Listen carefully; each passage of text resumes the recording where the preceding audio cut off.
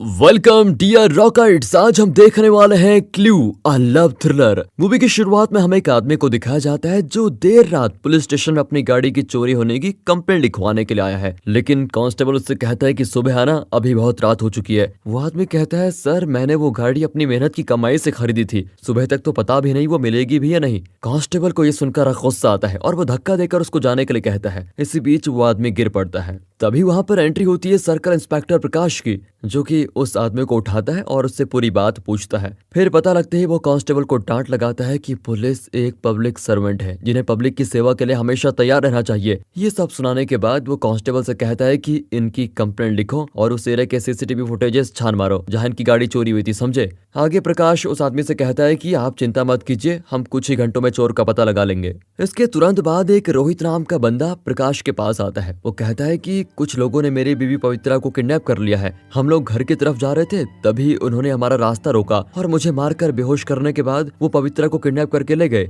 उसकी ये बात सुनकर प्रकाश रोहित के साथ उस जगह को देखने के लिए जाता है जहाँ पर पवित्रा को किडनैप किया गया था। ये जगह देखने के बाद प्रकाश रोहित के साथ वापस पुलिस स्टेशन आता है, जहाँ प्रकाश से एक दूसरे केस के बारे में डिस्कस करने उसकी जूनियर सुनीता आती है। वो बताती है कि सर, हम लोग अभी तक उन 3 लड़कों के मिसिंग होने का पता नहीं लगा पाए जो कि पिछले 10 दिन पहले एक साथ कहीं गायब हो गए थे। यहाँ जब प्रकाश उनकी फाइल को देख रहा होता है तो रोहित की नजर उन 3 लड़कों की फोटो पर जाती है, जिन्हें देखती रोहित कहता है कि सर, इन्हीं तीनों ने तो मेरी बीबी का किडनैप किया है, मैं इन्हें अच्छे से पहचानता हूँ। इन तीनों के साथ इनका एक ड्राइवर भी था। अब रोहित की इस बात को सुनकर सुनीता और प्रकाश दोनों ही कंफ्यूज्ड हो जाते हैं कि आखिर 10 दिन पहले गायब हुए ये लोग किसी का किडनैप कैसे कर सकते हैं। यहाँ प्रकाश रोहित से पूछता है, क्या तुम्हारी इन लोगों से कोई दुश्मनी थी। रोहित कहता है कि मुझे पता नहीं कि इसे मैं अब कहूँ क्या, इसलिए मैं आपको पूरी कहानी सुनाता हूँ। उसके इतना कहते ही कहानी फ्लैशबैक में जा पड़ती है, जहां हम देखते हैं कि रोहित और पवित्रा की नई शादी हुई है और वो दोनों एक फ्लैट में हाल ही में शिफ्ट हुए हैं। दोनों की जिंदगी किसी भी दूसरे नए कपल की तरह एकदम रंगीन थी। यहाँ तक कि रोहित जब काम पर भी होता था तो वो पवित्रा को मैसेज करता और हमेशा उसके बारे में सोचता रहता। पवित्रा भी रोहित से बहुत प्यार करती थी और इस तरह इनकी लाइफ हंसी खुशी बीत रही थी। फिर एक दिन जब रोहित काम से घर वापस आता है, वो देखता है कि पवित्रा किसी बात को लेकर बहुत परेशान है। उसके पूछने पर पहले तो पवित्रा रोहित को कुछ नहीं बताती, फिर बाद में जब रोहित उसे अपनी कसम देता है तो पवित्रा बताना शुरू करती है कि हमारे सामने वाले फ्लैट में जो 3 लड़के रहते हैं, वो जिस दिन से हम यहाँ पर आए हैं उस दिन से मुझे अजीब तरह से देखते हैं, और आप जब ऑफिस चले जाते हो तो वो तीनों दरवाजे की बेल बजाते हैं और मुझे गलत बातें बोलते हैं। इस पर तो मैंने उन्हें पुलिस की धमकी दी तो वो लोग चले गए, पर आज सुबह वो दोबारा आए और मुझसे बोला कि जब तुम्हारा पति चला जाए तो तुम हमारे पास आ जाना, और अगर तुम नहीं आई तो हम तुम्हारे पति को जान से मार देंगे। ये बात सुनकर रोहित उन लोगों से बात करने के लिए जाता है जो कि नशे में पूरी तरह धुत होते हैं। रोहित ठहरा सीधा साधा मिडिल क्लास आदमी, वो वहाँ उन तीनों लड़कों के साथ उनके ड्राइवर को देखकर थोड़ा सहम जाता है। यहाँ इन 3 लड़कों का नाम पवन, प्रशांत और वसु होता है। रोहित तीनों से विनती करता है कि तुम लोग प्लीज मेरी बीवी पर गलत नजर मत डालो, प्लीज हमें छोड़ दो। लेकिन रोहित की इस विनती पर वो लोग हंसते हुए जबरदस्ती रोहित के कपड़े उतरवाते हैं और फिर उसको बुरी तरह मारने के बाद उससे कहते हैं कि अगर कल रात को तुमने अपनी बीवी को हमारे पास नहीं भेजा तो तुम सोच भी नहीं सकते कि तुम दोनों का एक साथ हम क्या क्या करते हैं। रोहित बेचारा मार खाकर वापस पवित्रा के पास आ जाता है, जो कि उसकी यह हालत देखकर काफी दुखी होती है। यहाँ दोनों डिसाइड करते हैं कि वो कल ही इस फ्लैट को खाली करके कहीं दूसरी ओर शिफ्ट हो जाएंगे। रोहित को भी यही सही लगता है और वो अगले दिन पवित्रा को लेकर दूसरी जगह चला जाता है, जबकि सामान लेने के लिए उसने पैकेट्स और मूवर सर्विस ले रखी होती है, तो ये सामान भी उनके साथ वहाँ शिफ्ट हो जाएगा। लेकिन इस सामान को जाते हुए वो तीनों लड़के देख लेते हैं। फिर इसके 2 दिन के बाद जब पवित्रा और रोहित कहीं से घर की तरफ जा रहे होते हैं, तभी पवन, वासु, प्रशांत और उनका ड्राइवर रोहित का रास्ता रोकते हैं और वो रोहित को मारकर बेहोश करने के बाद पवित्रा को उठा लेके जाते हैं। रोहित की ये कहानी सुनने के बाद प्रकाश उससे कहता है कि तुम जाकर पवित्रा के बारे में अपनी तरफ से पता करो और हम भी अपनी इन्वेस्टिगेशन शुरू करते हैं। रोहित की वहां से जाने के बाद भी प्रकाश इस केस के बारे में सोच रहा होता है। अगले दिन सुनीता पवन के ड्राइवर का एड्रेस पता लगा लेती है और प्रकाश के साथ उसके घर के लिए निकलती है, मगर उनके वहां पहुंचने से पहले ही हम रोहित को पवित्रा के साथ ड्राइवर के घर में देखते हैं, जहाँ रोहित एक बड़े से हथौड़े की मदद से उसके सर पे वार करके उसे मार डालता है।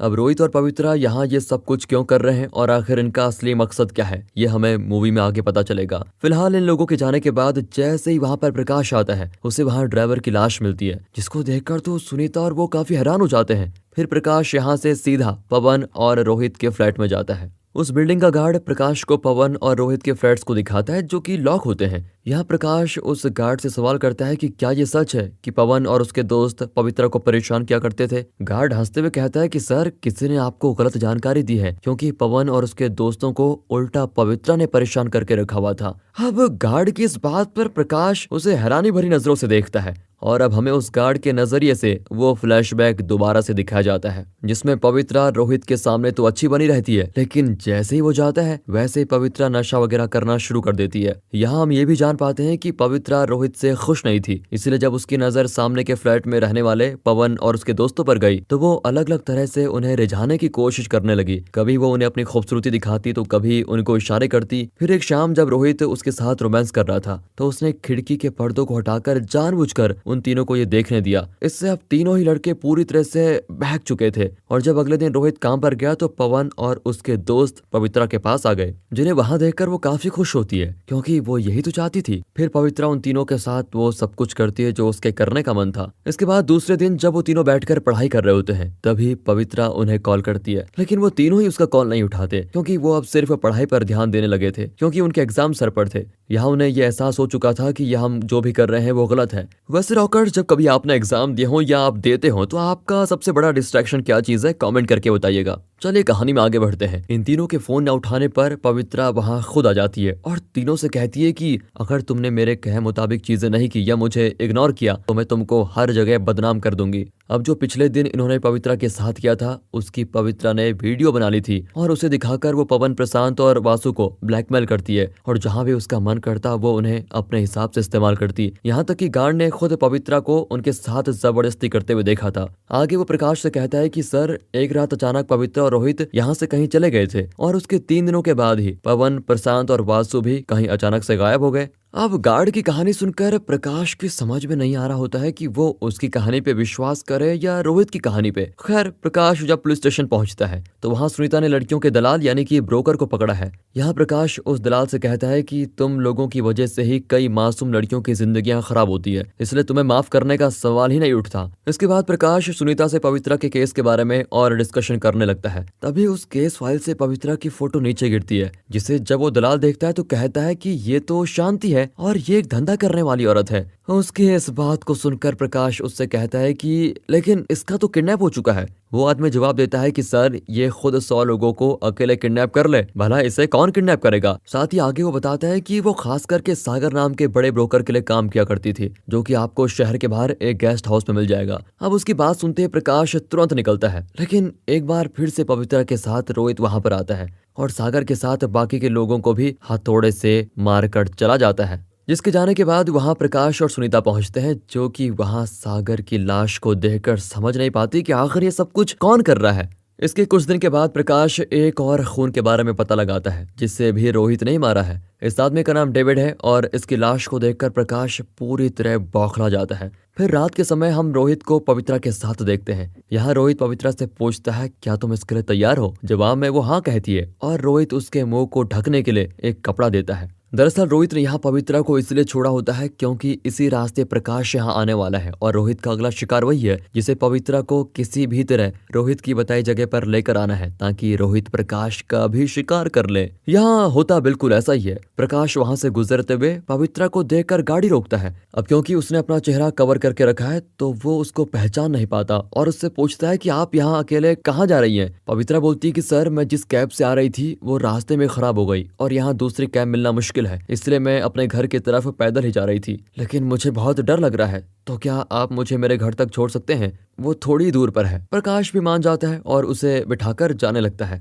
तभी रास्ते में अचानक से पवित्रा का चेहरा खुलता है और प्रकाश उसे पहचान लेता है। वो पवित्रा को देखते ही उसे बेरहमी से मारना शुरू करता है। तभी वो देखता है कि रोहित उसकी तरफ हथौड़ा लेकर आ रहा है, तो वो गाड़ी स्टार्ट करके वहीं से निकल जाता है। फिर हम अगले सीन में पवित्रा को प्रकाश के सामने देखते हैं, जो कि पवित्रा को एक खुफिया जगह पे लेके आया है, जहां उसके अलावा कुछ गुंडे भी मौजूद हैं। प्रकाश पवित्रा से कहता है कि मैं उतना अच्छा पुलिस वाला नहीं हूं जितना कि लोग मुझे समझते हैं, बल्कि मैं तो चोरी चकारी से लेकर लड़कियों के खरीदने और बेचने के कारोबार में शामिल हूँ। इन सभी से मुझे अच्छे पैसे मिलते हैं और तुम उस रोहित के साथ मिलकर मेरे ही लोगों को खत्म करती जा रही हो। आखिर तुम दोनों हो कौन और ऐसा क्यों कर रहे हो? साथ ही रोहित ने मुझ तक पहुंचने के लिए तुम्हारे बारे में झूठ बोला कि तुम्हारा किडनैप हो गया है, जबकि तुम उसकी बीवी हो ही नहीं। तुम तो एक धंधे वाली हो और तुमने जो कुछ भी किया वो इसीलिए किया ताकि मुझे मार पाए। आखिर क्यों? तुम्हारे और रोहित का मुझसे लेना देना क्या है? उसके इतने सारे सवालों के जवाब में पवित्रा उससे कहती है, क्या तुम सच में रोहित को नहीं जानते? और इसी के साथ एक बार फिर से कहानी फ्लैशबैक में जाती है, जहां हम रोहित को उसकी बहन वेनिला के साथ देखते हैं। वेनिला और रोहित दोनों ही एक दूसरे से बहुत प्यार करते थे, यहाँ तक कि रोहित वेनिला को अपने सर आंखों पे रखता था। एक दिन वेनिला को मलेरिया हो गया तो रोहित ने उसकी काफी सेवा की, जिससे वो जल्दी सही भी हो गई। इसके माता पिता भी इनके बीच का ये प्यार देखकर काफी खुश रहते थे। पर वेनिला अपनी आगे की पढ़ाई करने के लिए शहर में चली जाती है, जहाँ उसे रेंट पर एक फ्लैट लेना होता है। पर रोहित उसे रोज सुबह शाम फोन करता है और इस तरह कुछ महीने और बीतते हैं और हम देखते हैं कि वेनिला असल में पवन से प्यार करती है, मतलब कि वही पवन एक समय वेनिला का बॉयफ्रेंड था। वेनिला के बर्थडे पर पवन उसे सरप्राइज देता है और इस दौरान वहाँ पवन, प्रशांत और वासु मिलकर वेनिला के साथ केक काटते हैं।